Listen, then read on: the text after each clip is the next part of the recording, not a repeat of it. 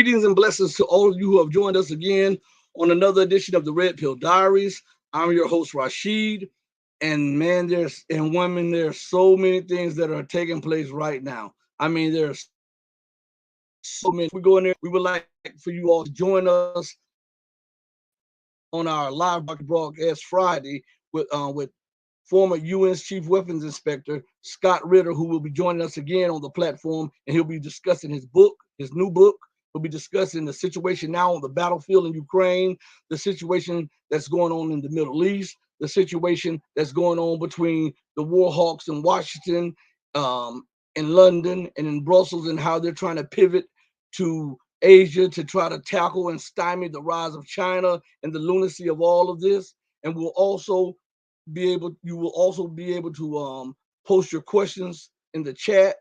And as I scroll down, I'll just randomly pick after of maybe 20, 30 minutes of the beginning of the show. I'll start picking little questions here and there from the chat to ask Scott. So please join us and tell others to join us on that show, but join us on every show, and always hit the like button so that the algorithm can put us in the search engine, because we have to fight for and claw for every view.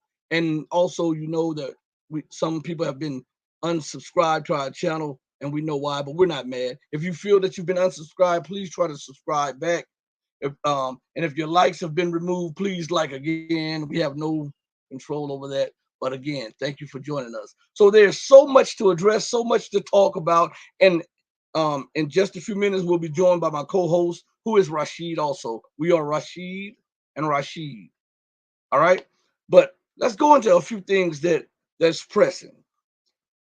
We know about the bank in Silicon Valley that everybody is now talking about. But remember, we have been warning you of these events time after time, show after show, about how America is so preoccupied with expanding the empire, because the empire, most of you don't understand that the empire must expand. Just like the United States and the financial system must expand the debt cycle, the empire must continue to expand and feed upon those who are in the grips of the empire, because the system and the empire is parasitic by nature. Therefore, it needs a host or multiple hosts to suck the lifeblood out, so that the empire and those in the empire can continue to live their luxurious lives at the cost of the suffering of others. This is now becoming more evident and more clear. Now you're starting to see what we have been telling you for a long time, over and over and over again. So with the collapse of this Silicon Valley Bank, and Janet Yellen screaming that there will be no bailout, and at the same time offering a bailout. I can tell you, sometimes I have to pause for a minute, catch my breath, and say, really? Really? Where's the outrage of this? Now, think about this. As the system was imploding, the Congress and the president, oh, I'm getting a text from one of the from my co-host. Hold on one second. And I'm going to keep this thought. Hold on one second. All right. Let's see. Now let's go here. 1 second. He asked me, he said the link, he needs the link in another form. So this is what I'm doing right now. So everybody, please forgive me for a second, live on the air. We have to do what we have to do.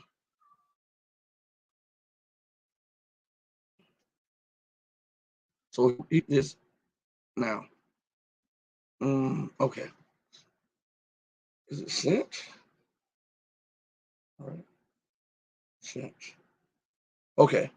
But anyway, so at the same time they're screaming no bailout, they're offering bailouts, but they do it in such a sly and slick way. At the height of the collapse of the American economy and the people were suffering, the government was screaming against helping the average Joe so they could only come up with a few $100 billion, right? Just a few $100 billion. But that was for them to shove multiple bills or multiple appropriations to the very people who started the financial crisis, right? They gave them trillions, but they did a head fake by giving you something that they really didn't want to give you, but they figured that their heads would be in the streets if they didn't give you something. So they agreed to give you something. Those few $300 checks or $600 checks or $1,000 checks, while they gave the very people who caused the financial meltdown billions and tens of billions and hundreds of billions and backdoor trillions to them on your back and on the back of future generations. That's what they did, because they don't respect your intelligence. You're gonna learn that by watching this show. You're gonna learn that these people in power do not respect you, their constituents, the citizenry, or public view or thoughts. All they care about is advancing their objectives and their policies. Okay. Now, they figured if I give them a couple $100 and they're suffering, and I hold out the thought of you getting a couple extra $100 here and there, then that would keep them in check, because they're hungry, they're starving, they're fearful that they may become evicted or lose everything. So they'll stay in check. And all the while, this big brouhaha was made about the giving of you of $300 or $400 billion, when in reality they gave the very bankers and the financiers who caused the meltdown in the markets, who caused the debt crisis. I won't say crisis, I would say multiple crises. Trillions of dollars through the back door. And not a word is being spoken about this. Right? So when we talk about the meltdown of what some are saying is the third largest bank in America, the Silicon Valley Bank, which had the reason they were adamant about not giving people a excuse me one second. I'm getting feedback. Hold on one second. Let me Mike 1 second.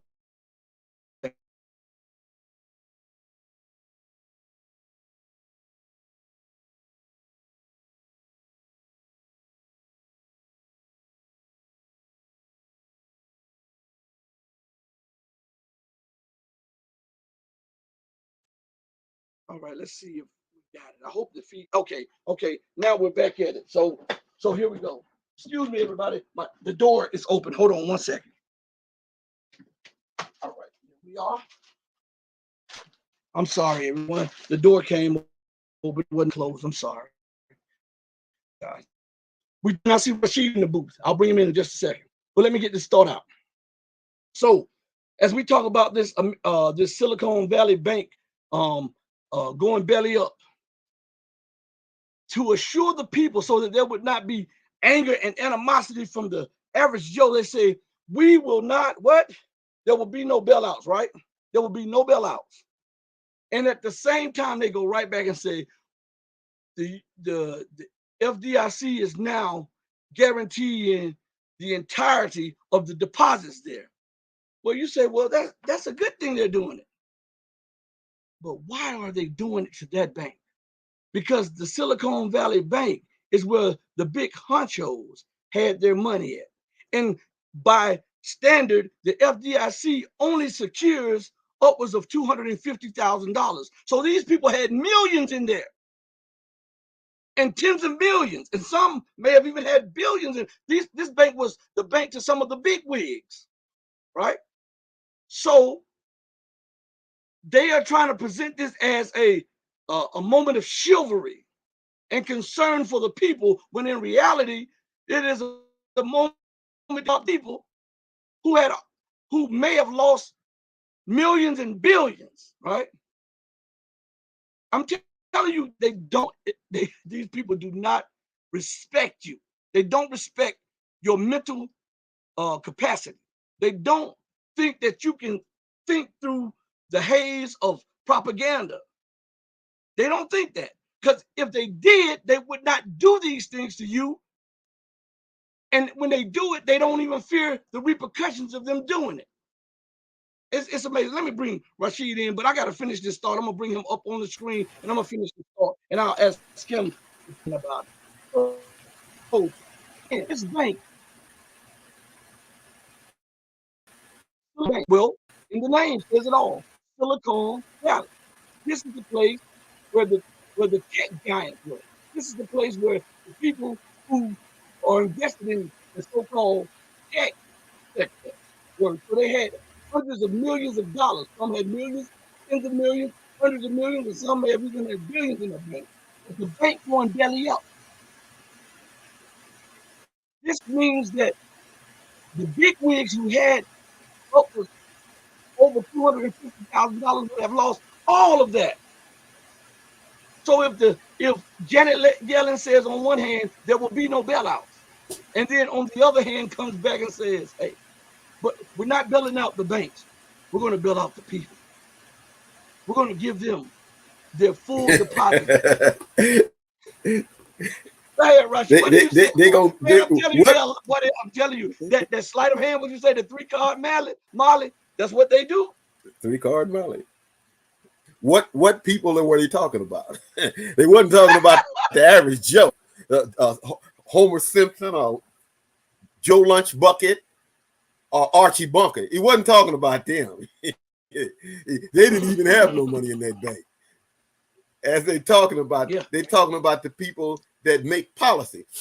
Silicon Valley is where all of your tech giants come to. Your computer chips, your televisions, and all of that stuff. That's who they were talking about. They wasn't talking about the average Joe. The average Joe can go just like what happened in 2008. They bought what they said, 700 something, a couple of $1 trillion, and the average Joe didn't get 1 cent. Not 1 penny. Not 1 penny.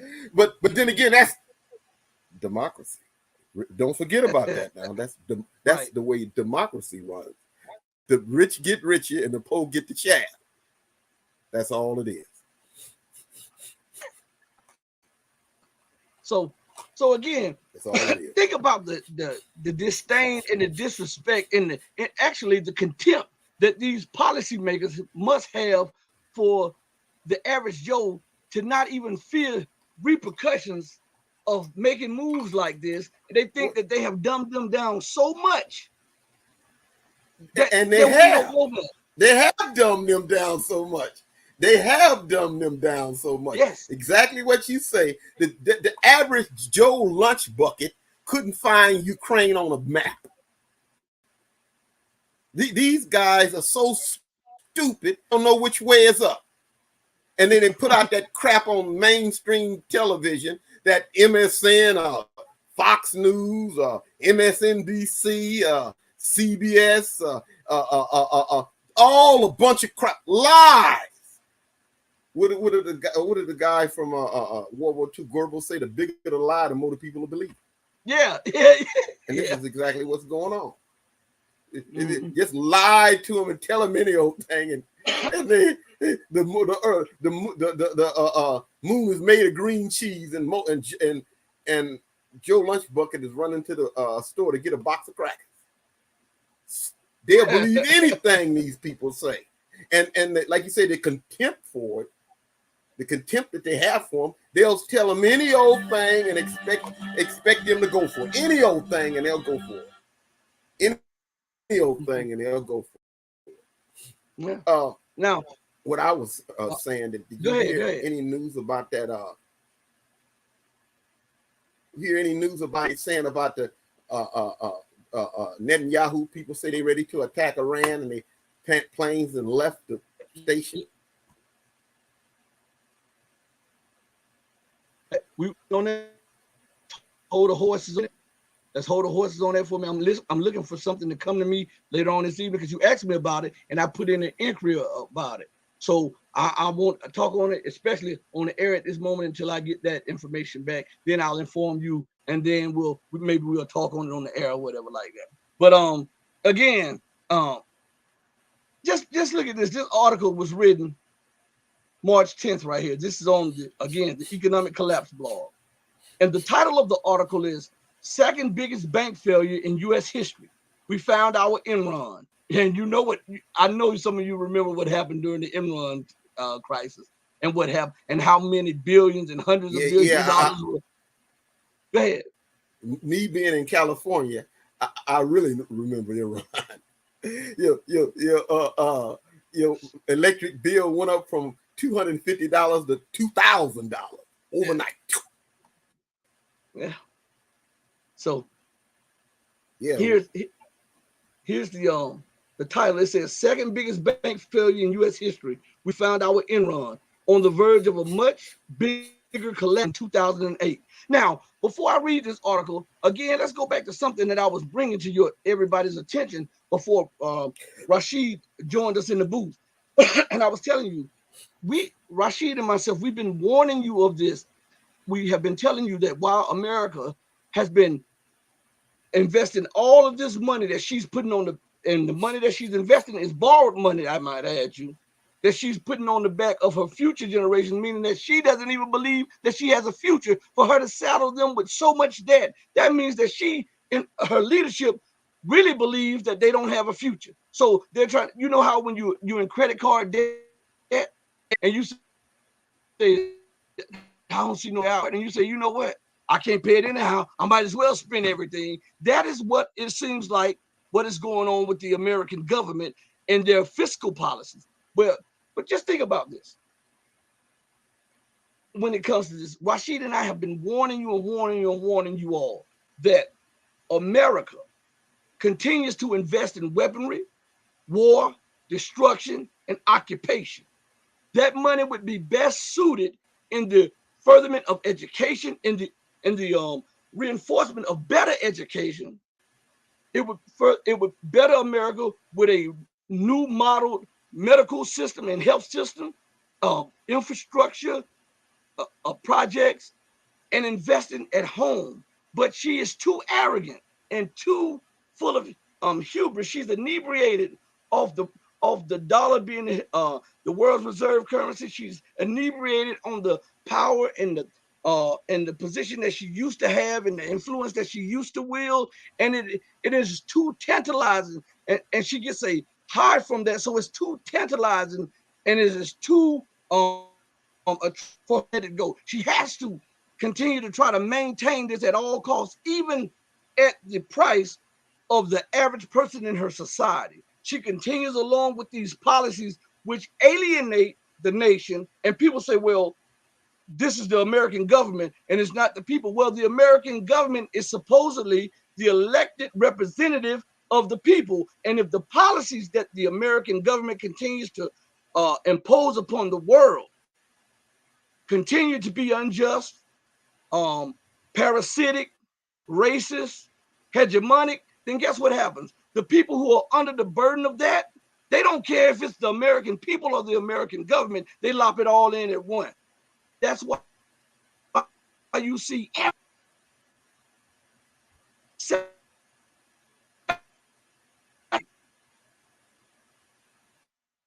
questioning America's position in her rationale and her thinking, and everybody now questioning dollar hegemony and America's position globally. So before I read that article, Rashid, maybe you want to say something along the lines of what I just said.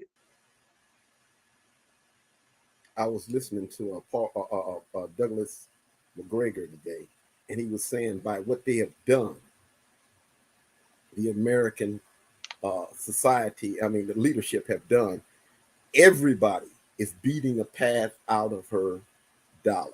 Nobody wants to be a part of it anymore. All of the, other than Europe, everybody else want to get off of it. And if everybody wants, see, people do not understand. If you don't have the American dollar as the world's reserve currency, then you have nothing. All of them big, huge ships that come over here that bring goods from Asia ceases. Ceases. You have nothing. We done told you before that 93% of everything sold in Walmart comes from China. That means all Walmart shut down. That means Target's shut down. That means all retail's shut down. Your country becomes in want.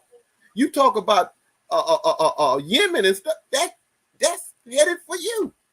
If you do not, if the people get off your world reserve currency, and his policy of stoking trouble, if they can do that to Russia, then every country on the planet has a potentiality of doing that. Every country on the planet, they can do that to them too. They can just steal their money. America and this world, what do you call them? The leadership. Jesse James ain't got nothing on him. Jesse James had to come and rob you with a gun. They rob you with a pen and steal everything. So it behooves and then everybody else. Label you the thief. I once seen an old movie. I think it was called Umbre with Paul Newman. And this group of thieves was robbing this place, was robbing a stagecoach. And then the guy who they was after, the guy who's an Indian agent, he came and said, well, we want the money. He said, I'm going over. He said, no, the bank robbers started laughing and said, he ought to be over here with us with a gun. And then one of them said, no, he don't rob you with a gun. He robbed you with a pencil. That's America. They rob you with pencils. They come in and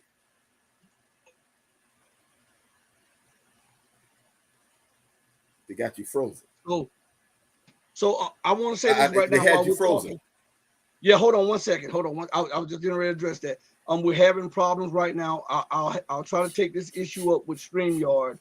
It's dropping the signal and stuff. So if we're dropped off for a minute or we're suspended, continue to listen. Hold on or whatever like that.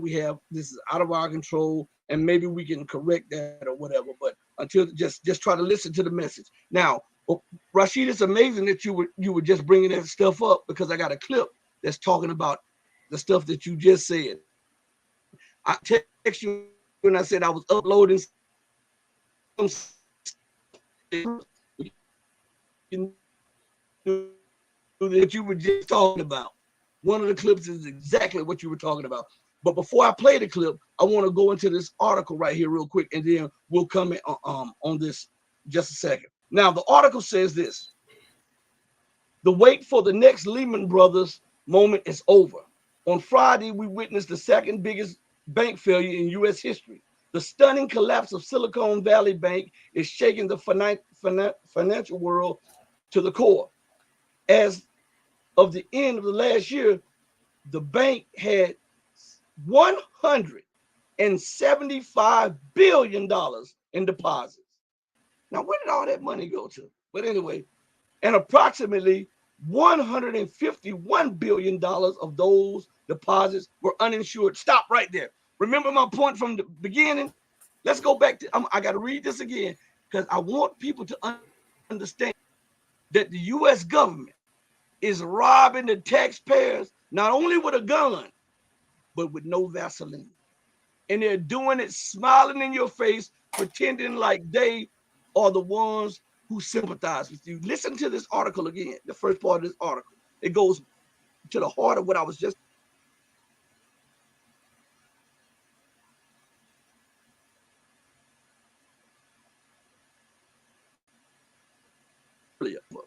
On Friday, we witnessed of Silicon Valley Bank is shaking the financial world to the core. Listen to this part right here. The stunning collapse of Silicon Valley Bank is shaking the world to the core. As of the end of last year, listen to this, the bank had $175 billion in deposits. Now check out. Approximately $51 billion of those deposits were uninsured. So what does that mean? That means that only $24 billion was supposedly insured by the FDIC. So why is the government telling you that there will be no bailout when they are saying that they are guaranteeing what? Everybody's deposits to the fullest. That means that they are pulling $151 billion out of thin air and adding it with another, the so-called guaranteed money, which was $24 billion, and giving it to the rich people. This is right here. So go further. See, we see this stuff and we automatically see when they start talking, Rashid and I, we automatically start talking to be like, man, why can't people see this stuff? I mean, are they that dumb? But listen to this. It says, in other words, a lot of wealthy individuals and large companies are in danger of being wiped out. In particular, this is being described as an extinction level event. Now, give me 1 second, everybody. I want you.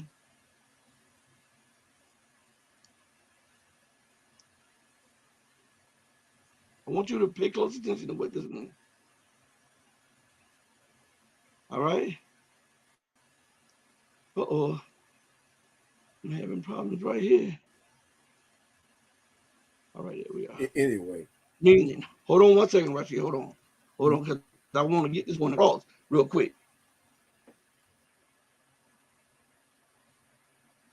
The dictionary, or according to Wikipedia,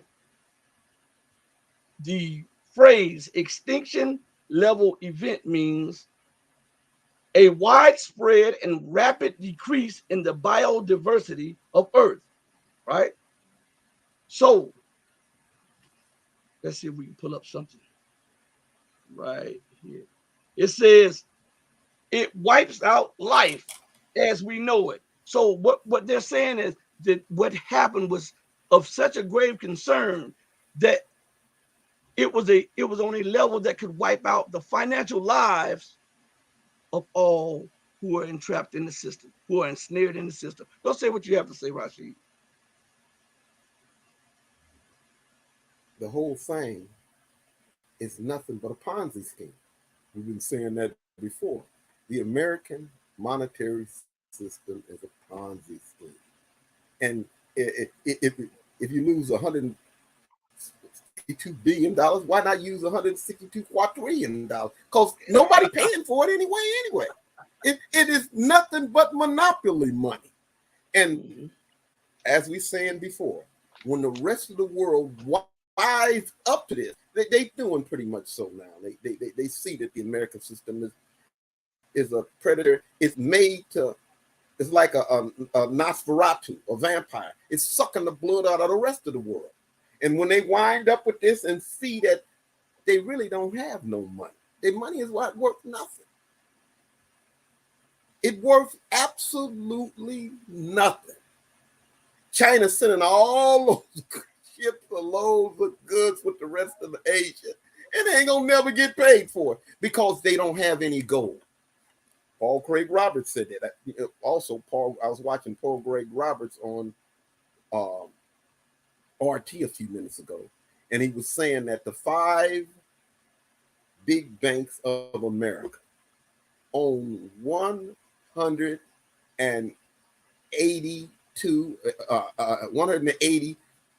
trillion of derivatives. What is a derivative? A bet. Well, check this out. Gregory Manarino told me that, and remember that when he told me this was a year, and then before that, he told me roughly a year before that, personally, and they can go back on the show and see. He told me that there was roughly between $1 and $5 quadrillion in derivatives. Between $1 $105 quadrillion in derivatives. It's like somebody coming and saying, well, what's your assets? And he got a bunch of paper over here with people saying that they're going to give him some money. Yeah, yeah. It is a Ponzi scheme. It is. And you know, when I was talking to Gregory Manarino, this is why he said, and Gregory Manarino, for those of you who want to figure out who he is, just Google Gregory Manarino, and you can go to his website, traderschoice.net. He's a financial guru. He gives you investing advice and all of that stuff like that. He served in the Navy. I think he was a captain in the Navy, and he does a lot of finance, investing and stuff. And he's been on this platform multiple times. And sometimes we feature his videos on the show because he says share his videos. Excuse me. So he told me, and he and I were talking, and he said that what is going to happen in the financial markets will be biblical. He said on a scale unlike anything ever seen. He said it will kill more people than a nuclear bomb. Strike. That's what he said. He said that things will look like Mad Max.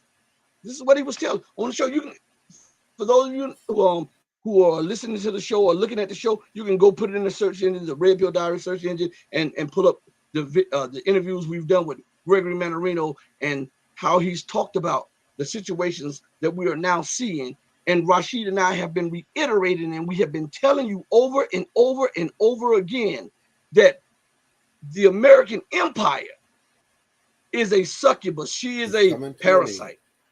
She is, and she must. It's just the system, the financial system. Capitalism is the same way. They run parallel. They're one and the same, but they run in parallel. And what they do, they must find victims for the system to continue to go. And as Gregory said, he says this is a debt system. He says America must find more debt. She must finance more debt because once the financing of debt stops, the system implodes. Look at what is going on. And all while this is going on, she is still focused on committing atrocities in Yemen and Palestine and Syria. She is so arrogant and so full of hubris that even in the midst of this, she won't give up her occupation of Syrian lands. She still won't leave Africa. She is still trying to foment unrest between China and the Chinese province of Chinese Taipei, or India and India, because chaos benefits the empire. Chaos benefits the Western world. If I can cause chaos between this person and this person, and I can step in with a solution or a pause in the fight agreement, then guess what? And agree to it, then I rule all. And then I can surely impose my views and my finances and my politics on you. Okay? When does a leech get off sucking blood? No, it never stops unless you take it off, and that's America. Mm-hmm. What's happening? Yes, it's the rest. China. See, this is why she attacked Libya. This is why she attacked Iraq. This is why she had the Arab Spring, because those countries' leaders were trying to get off of the succubus, trying to throw the leech off of them. But she didn't messed around and got two huge behemoths now ready to get off. You can't go and slap down China like you slapped down Iraq. You cannot invade Russia like you invaded Libya. You just can't do that. And now those two are, like I said before, Henry Kissinger and Richard Nixon was smart enough to keep those two separate. You don't want them to go together because it's a little bit too much for you to handle. But the leadership of America now are stupid. They're not sharp like those were. What they said, they call him Joe Biden. Pepe Escobar calls him the crash test dummy. Yeah. These people are not the sharpest. And then you have Donald Trump, who's another. He's another one that ain't the sharpest bulb in the briar patch. They pushing these two together, and it's going to be very hard for them to overcome these. See, once China and Russia come together, it's just not those two. It invites other ones to sit up there and say, well, I want to get off. Well, I want to get off. I want to get. Everybody's raising their hands and I want to get off of the dollar too. And only reason why it didn't take place is because nobody was strong enough to stand against her. But Russia and China and now Iran and all the rest of them, even Saudi Arabia, who is the very very nature of a vassal state, even they talking about getting off of them. And this is what's taking place. Everybody want to get off the dollar, and if she ain't got no all that high price, pumped up military stuff, all that.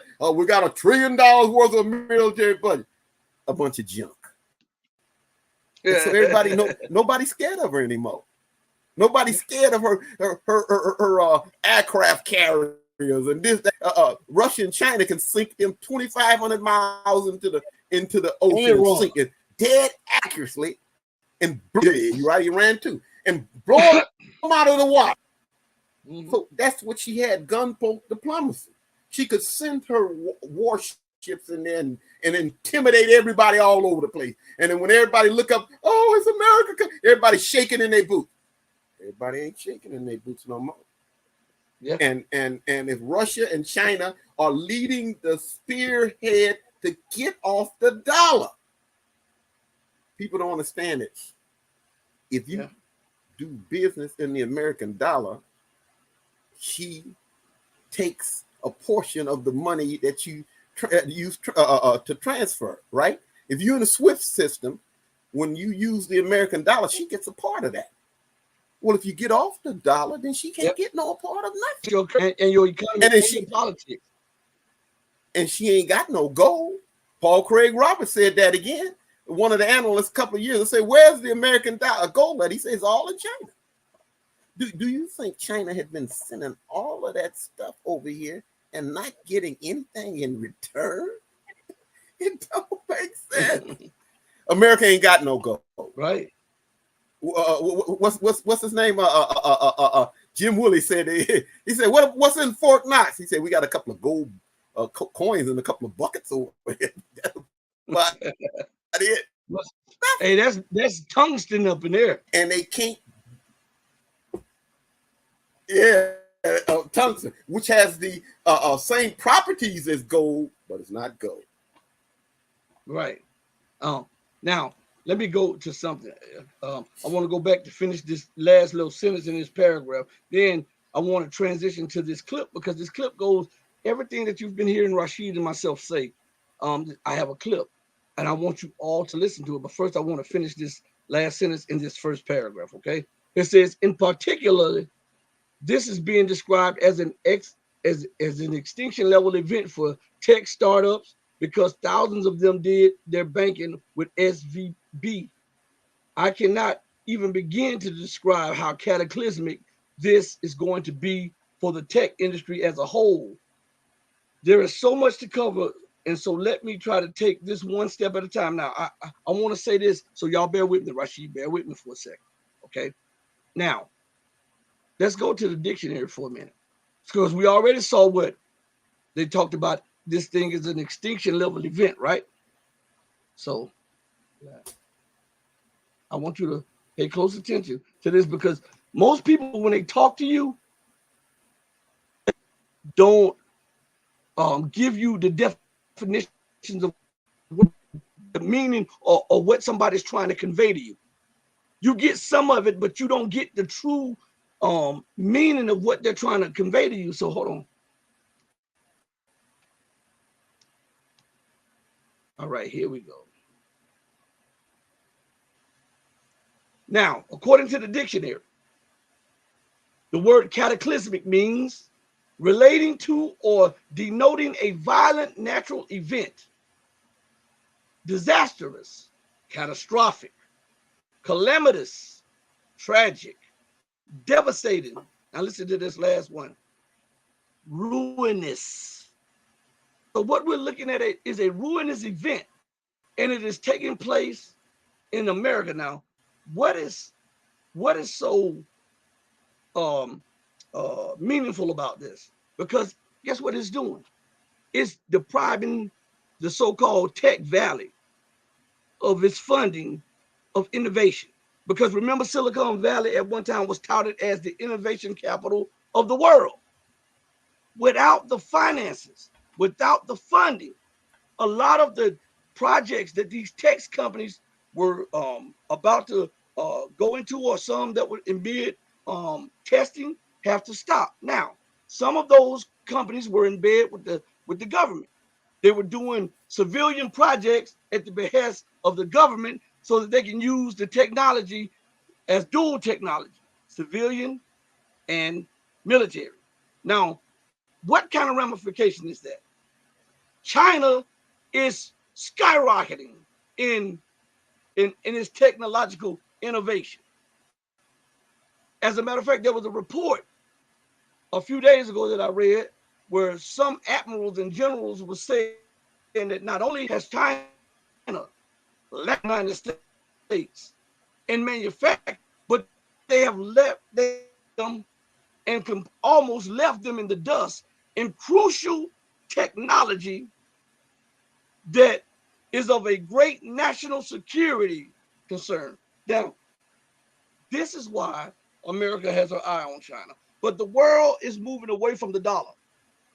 And with this being said, I often say this. I'm trying to wrap a lot up because I want to play this clip. Remember when we told you that China was sending all of these shiploads of goods to America? And people said, she has almost $2 trillion in US debt. And what we were trying to explain to you, because the West wants to point to China's problems, right? But China lifted over 850 million people out of poverty. That has never been done in the annals of the last 6,000 years. 650 million people out of poverty, right? Now, when it comes to China, they point to China's debt crisis or China's problem. Don't believe the numbers in China. Don't do this and blah, blah, blah. The Chinese were very meticulous about starting their own bourses, their own markets, their own trading, right? And what they did as they accumulated US debt, Western debt, they hedged their bets by accumulating gold, silver. They don't just have gold reserves, they have silver reserves. They have iron reserves. They have copper reserves. They have platinum reserves. They have palladium reserves. All of the metals that are instrumental in economies, booming economies. They have reserves in them, and they control 92% of the rare earth market. You mean all of the real, they have real wealth. That's what real wealth is. You got a bunch of gold stacked behind you, not a bunch of paper. A bunch of silver behind you. Oil, grain, commodities that mean something of value, not just a bunch of paper with some dead presidents on it. That's not wealth. And I was thinking about something, and this goes along with what we're talking about. And people say, well, why would China trust their investments in American dollars and accumulate 1.2 trillion, between 1.2 and 2 trillion dollars to keep that they were heavily invested, or the empire could have stymied their growth before they reached this particular stage of their growth, which now the empire can't stop. So listen, in boxing, there's a terminology called the pull counter. The pull counter. For those of you who are familiar with boxing, there's this terminology called the pull counter. And one of the masters of the pull counter is Floyd Mayweather, right? His father taught him the Philly shell. And let me tell you, this has everything to do with the economic moves by China. Just bear with me. Okay. Floyd Mayweather was a master of this, and what he would do, he would use his body and condense it. And so whenever you was throwing shots at him, he would be able to block the shots with his elbow and parry the shots with his arms, right? And would be able to turn as you try to hit him. The blunt of your punches would just whisk by him because he was able to do. And when you got aggressive, this is what he would do. He would lean forward with his chin out, and you as his opponent saying, "I got him now. I got him now." And as soon as you would throw, snatch the chin in, and be able to turn a shot unblocked, and he would smack you right in your face or right in your chest. This is essentially what the Chinese did to the United States.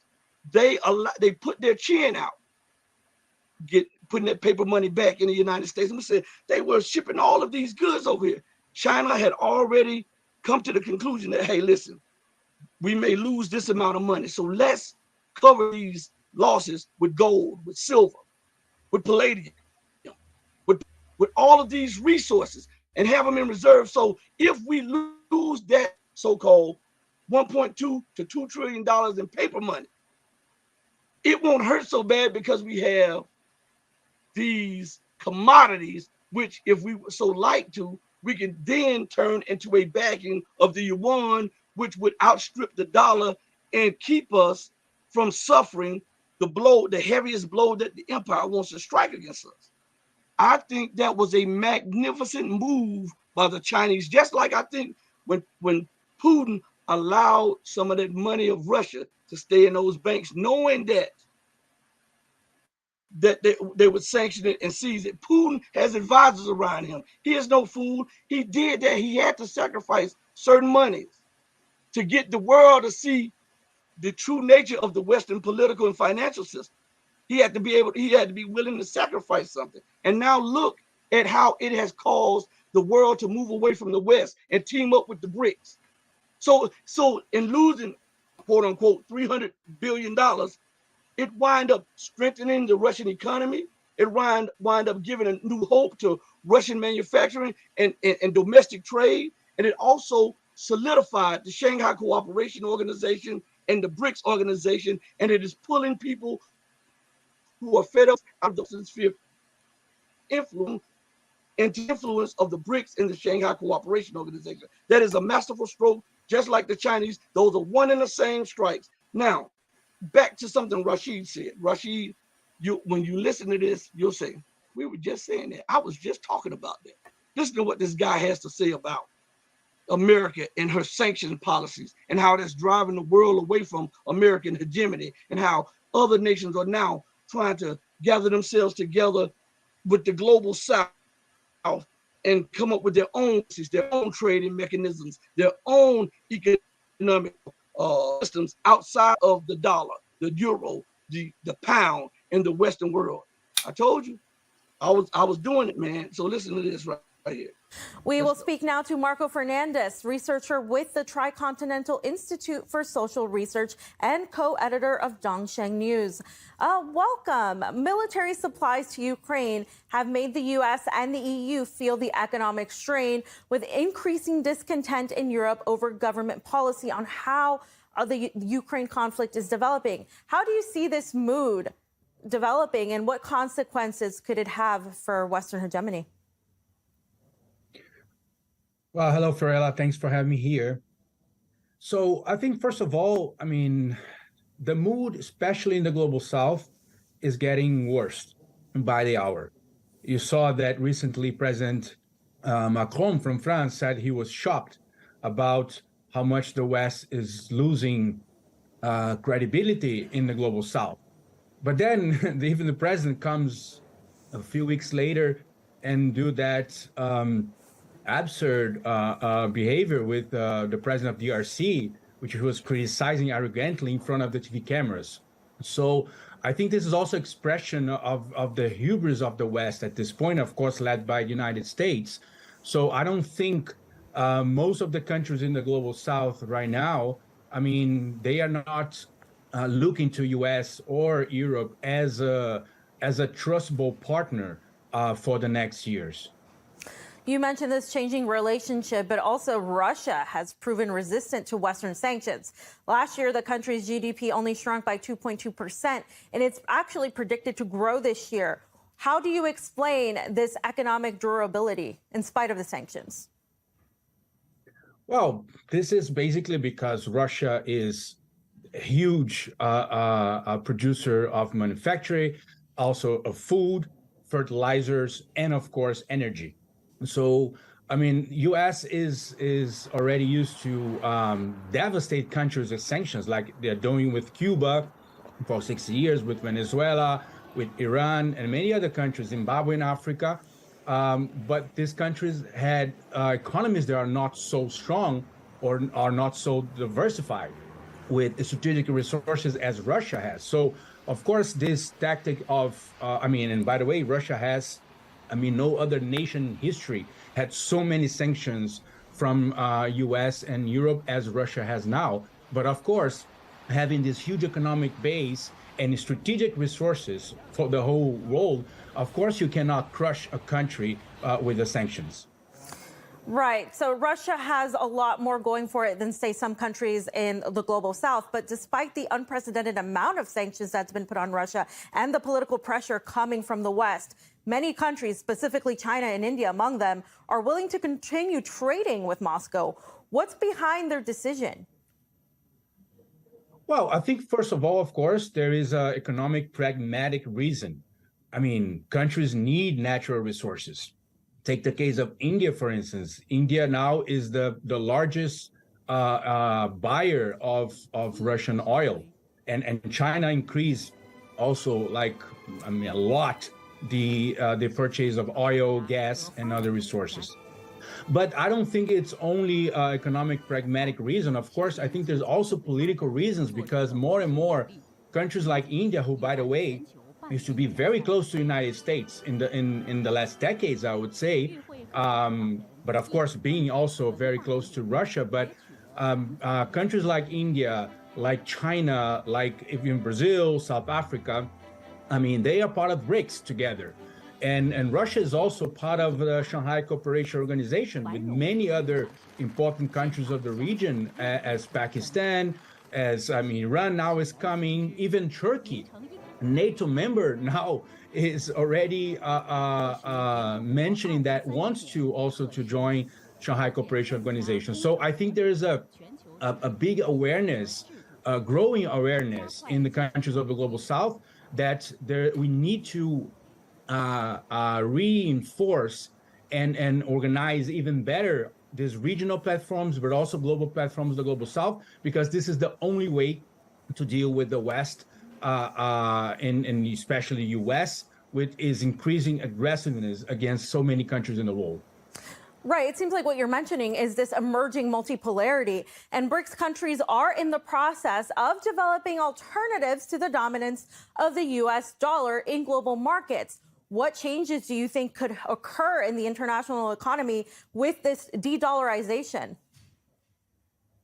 Well, first of all, it's good to mention that right now the BRICS countries, they are studying a mechanism to implement a mechanism that could bypass the dollar. Is what the Russians called first the R5 project, because the 5 currencies of the BRICS countries starts with R. So that's an interesting coincidence. But getting to your point, I think, of course, we know that the dollar is the real mass weapon of mass destruction, beyond, of course, the nuclear bombs, that U.S. has the power also to choke economies around the world, simply, for instance, excluding countries from SWIFT, that they did with so many countries, including Russia, also blocking the access of dollars, as they do with Venezuela and Cuba, for instance, and even Afghanistan. Or even worse, they could just steal the international reserves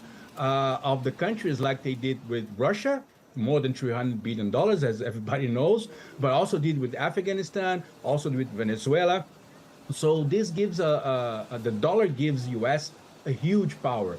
But also you have to remember, when countries run out of the dollar, they have to go talk to IMF and beg to IMF to have more dollars. But IMF comes again with some of the package of measures, austerity measures, that also devastate states and whole nations. So there's lots of different ways, different tools that US have through the dollar to bully other countries. So that's why so many countries right now also are starting to create alternatives. I mean, China, of course, is a leading force on that, but many other countries are already doing directly, and some of those regional platforms as BRICS, or even Brazil and Argentina in South America right now, they already creating mechanisms to bypass the dollar. This is a trend. Of course, dollar will be still the hegemonic currency for many years,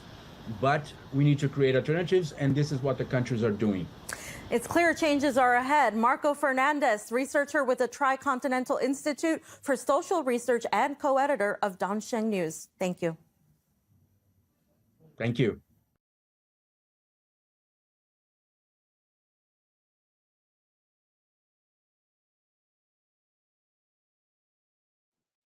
So I guess they, like the brother, oh, I'll put him back on in a second, but let me show this just in case.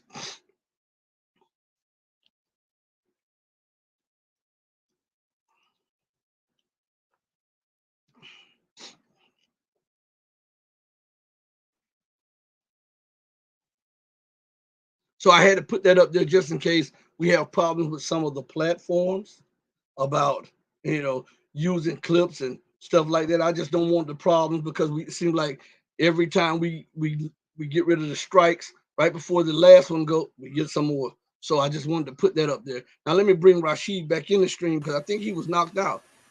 You there, Rashid? Yeah, they up to their old tricks with me. Don't want to hear me say a word. Boot me out. Did you hear what they were saying?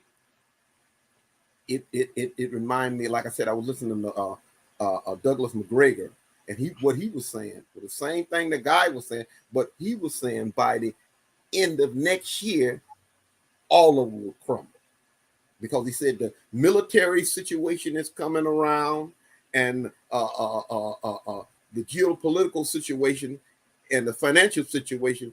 By the end of next year, America, this whole thing going to collapse on us. So everybody better watch out. Keep your stuff stored up, because it's going to be a bumpy ride going forward. Now let me go to the next clip. I want to get these two clips in because I know the time is in. But before I get the clips in, keep in mind what this played. Keep in mind what I want to show you the contempt that these people have for you.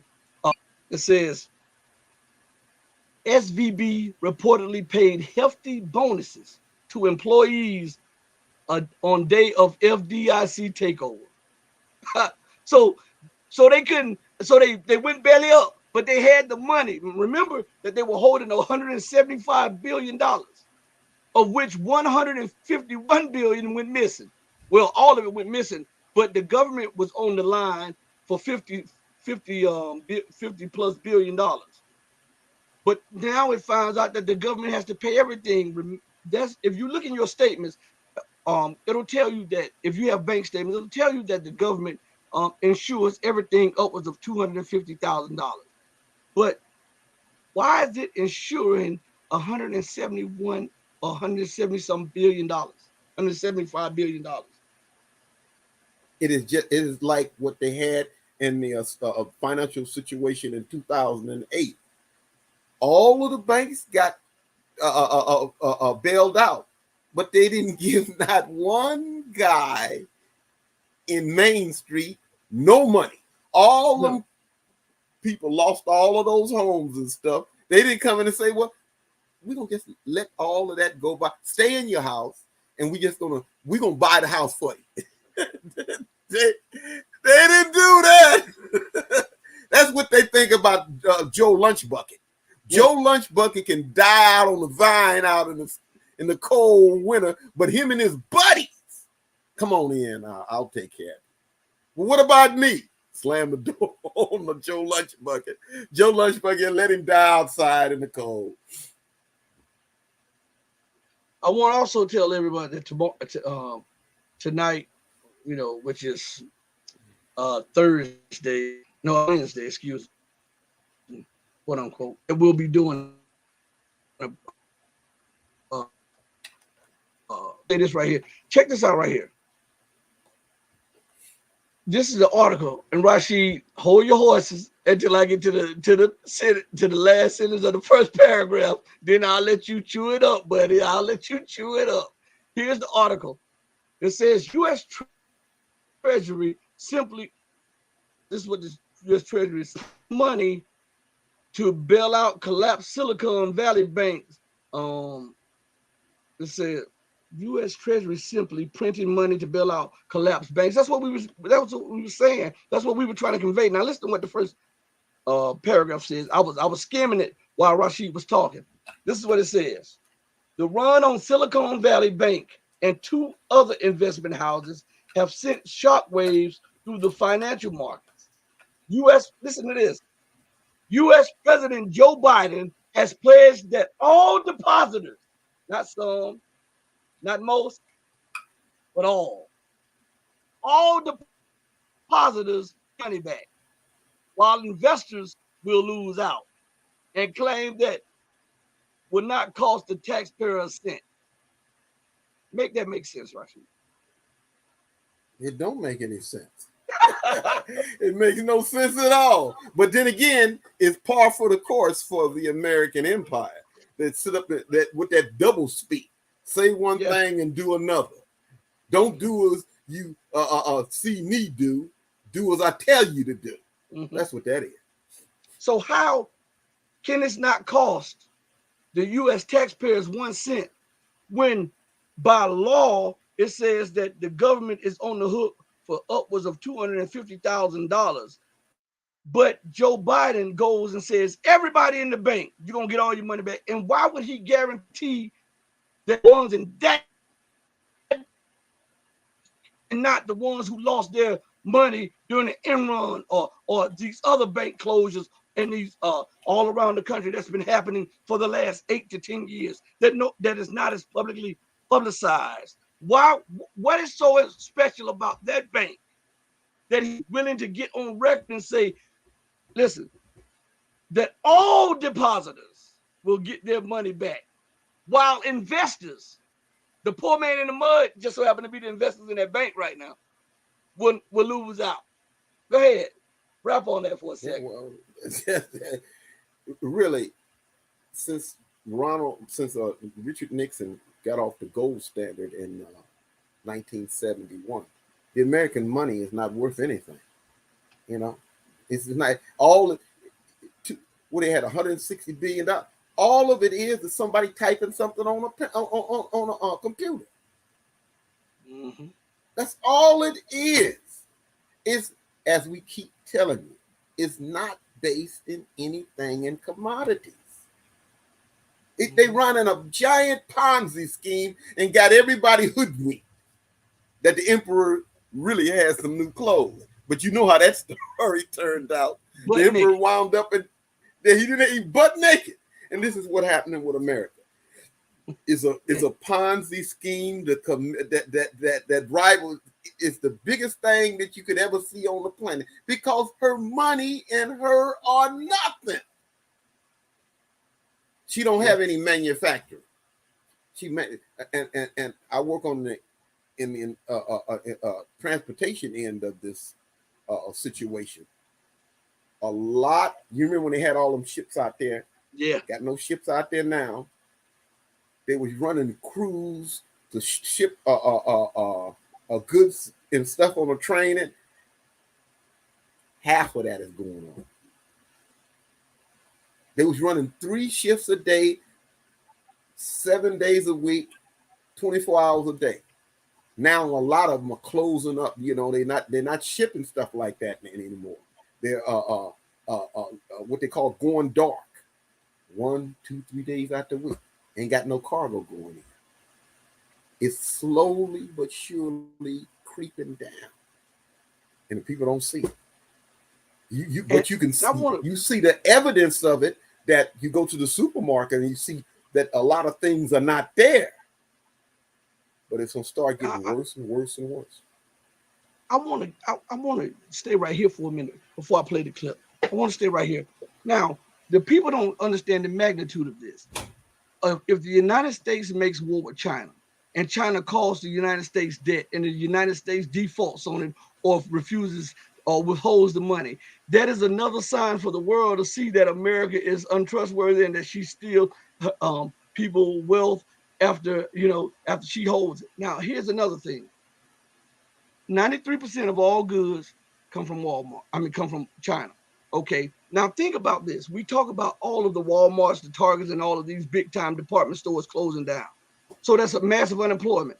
But what we don't talk about is the train system, the trucking system, and all of that stuff shutting down, which means that now the people who have taken out loans for these uh, specific areas of the economy are now in a default situation that cascades and now affects the banks, which causes more banks to fail, which puts more pension funds at risk, which brings more poverty and more I would say Mad Max like situation all over America.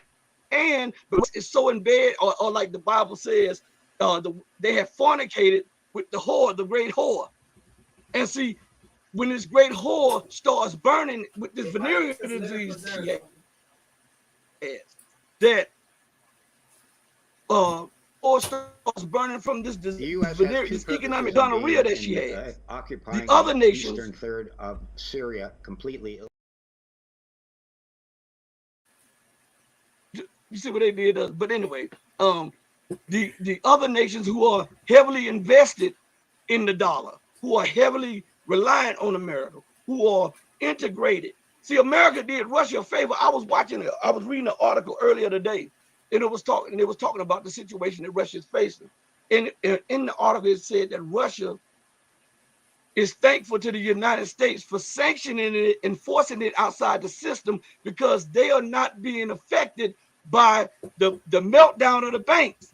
And so when you think about these things, when the great harlot that the world that the Bible says that had fornicated with all of the men around the world, and when she starts burning from this economic and this political gonorrhea, all those who had economic, political, and geopolitical intercourse with her are going to start burning too.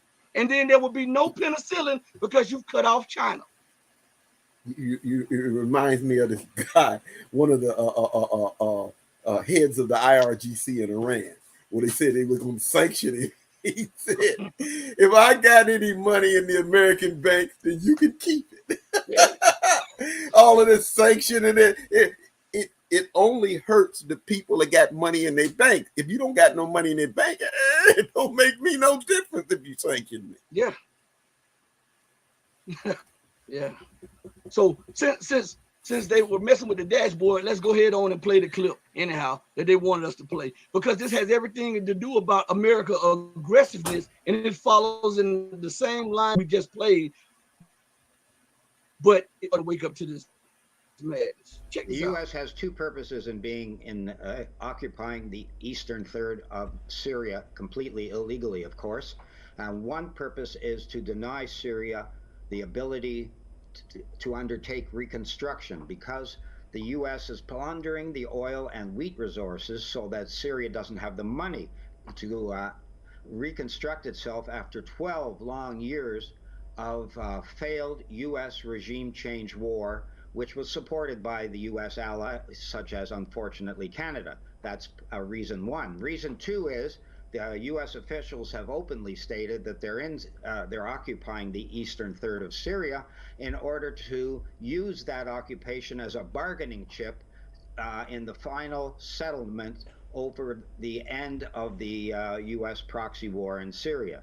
So the U.S. is in there illegally. They know they're in there illegally, but they're staying there because they're using it for a foreign policy goal. And it just shows the utter hypocrisy of the U.S. In condemning Russia for its military presence in Ukraine, while at the same time they're occupying the eastern third of Syria. And we know that the U.S.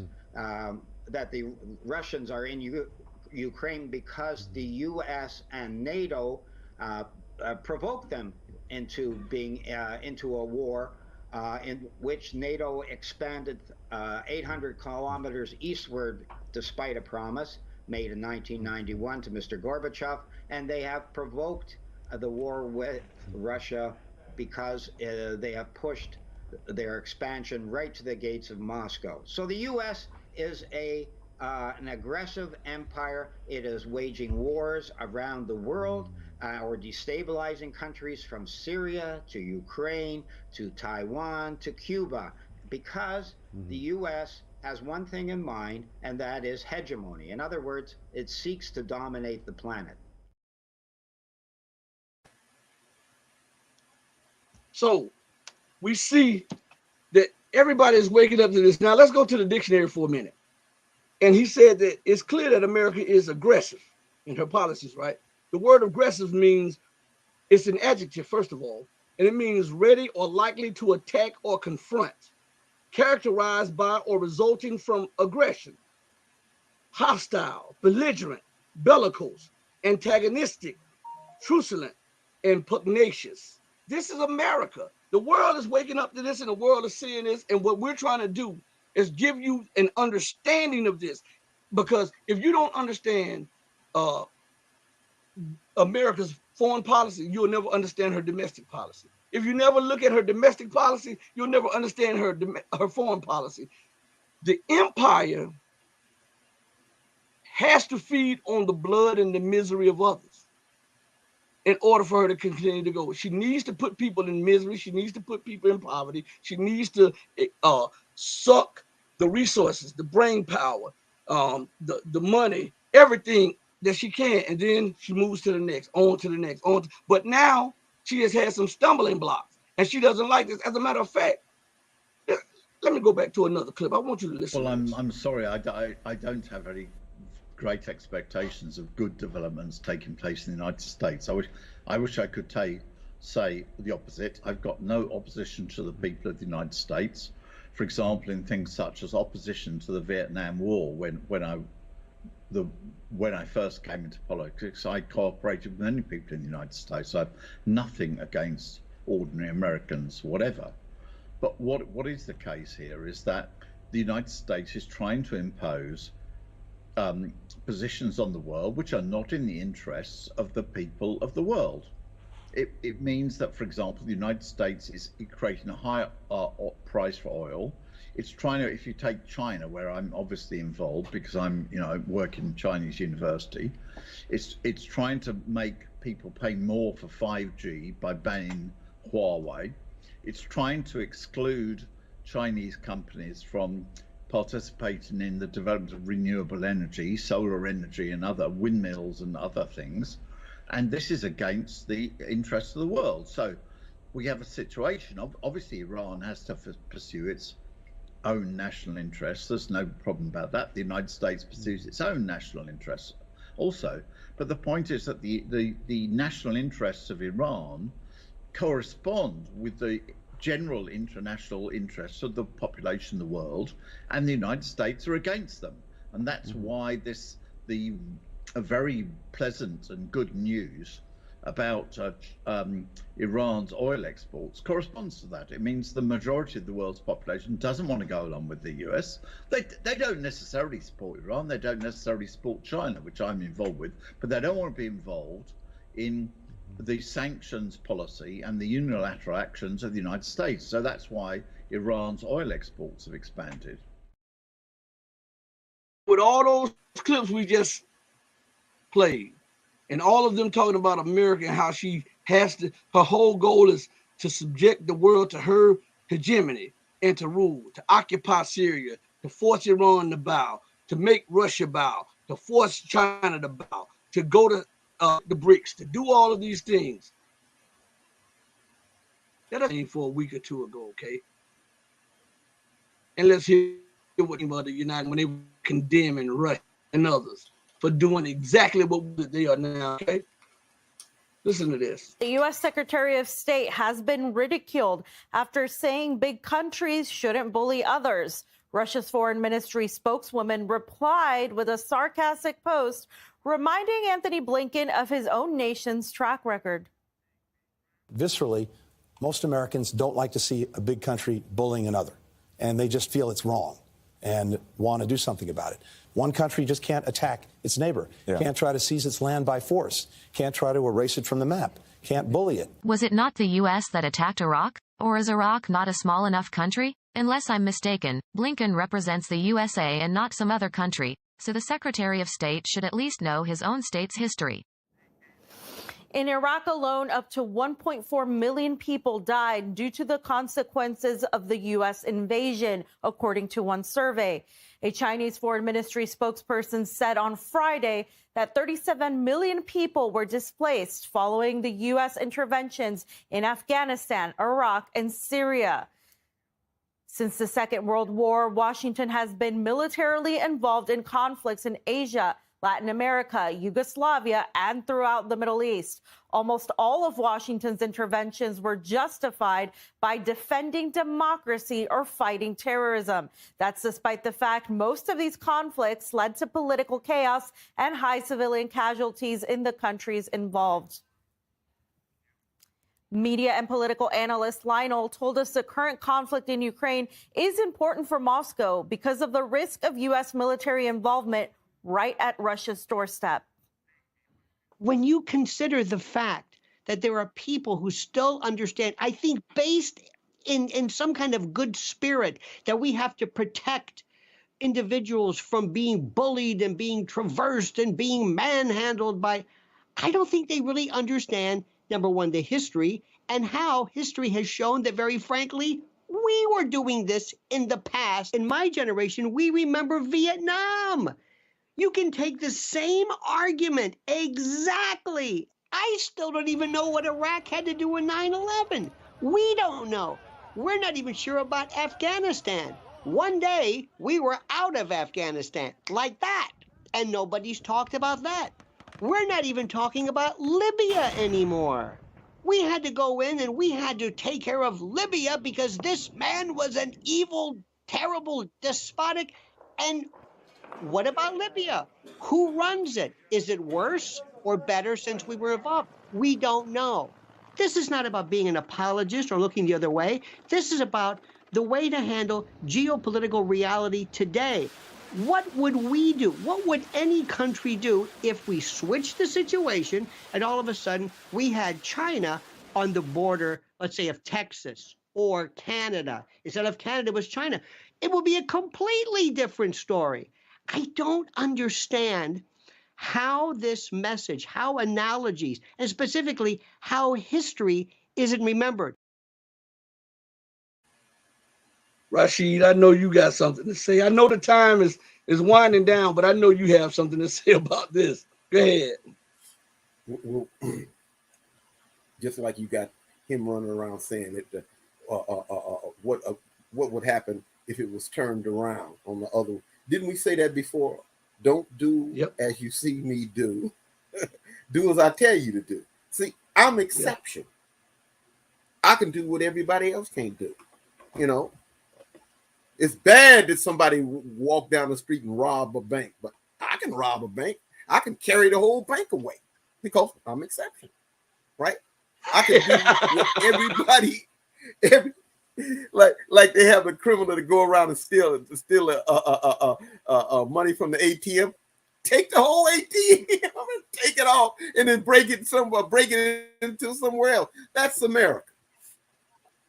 She once again, as we say, she claimed to be the richest country on the planet, right? Well, according to their scriptures that they claim to believe in, what happened to the rich guy at the end of time? What happened to that guy? He became the rich man.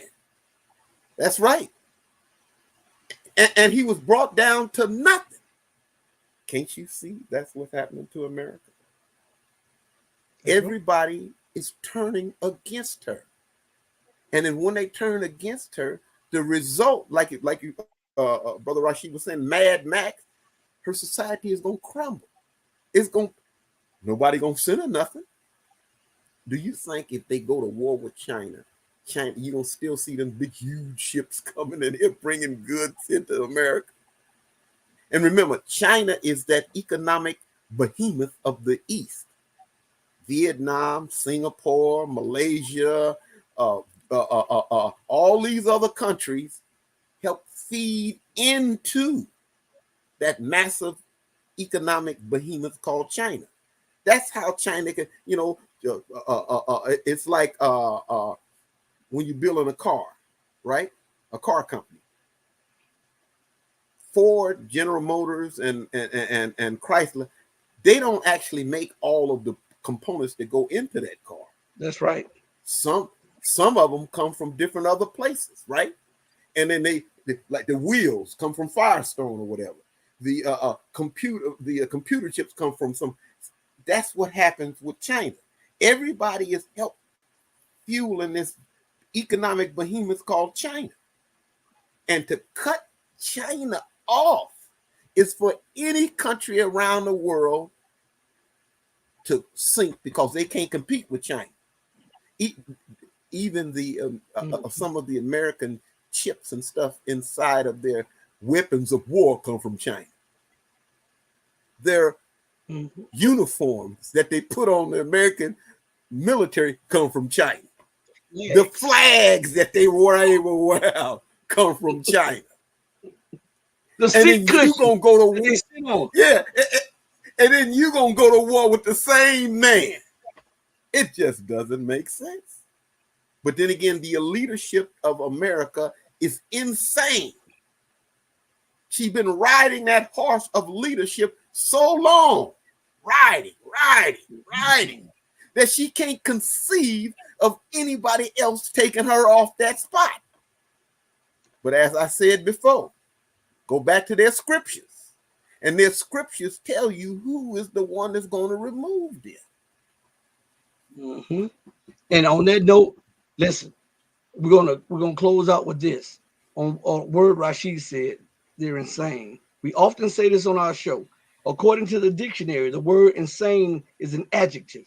It means in a state of mind which prevents normal perception, behavior, or social interaction. Seriously, mentally ill. So those in power are sick in the head, and this sickness has trickled down into the society, and all you have to do is go out on the street, look left or look right, and you'll see a perverse society,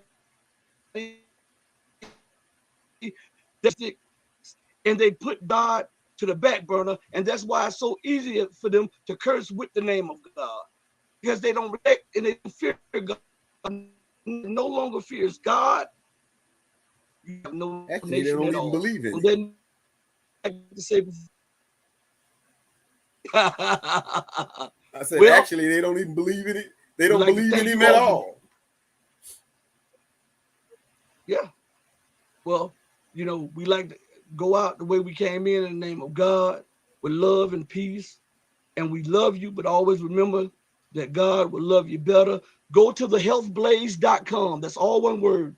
Thehealthblaze.com. Support thehealthblaze.com. It's all natural products, body wash, soap, hair products, body butter, bath crystals, all of that stuff.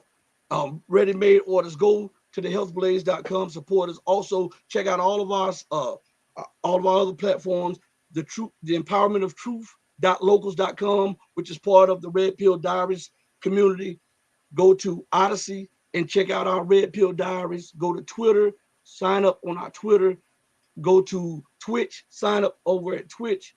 Go to Rumble, sign up over at Rumble. We thank you all. Listen, we're slowly but surely making our way, but once we get in full stride, nothing will be able to stop us. If God is for us, who can be against us? Whether it's one of these social media platforms or whatever. If God is for us, we don't worry about who's against us because they cannot stop the bum rush. That note, we go out. We love you. God will always love you best. And as I always say, mama, your baby boy loves you more than life. Everyone.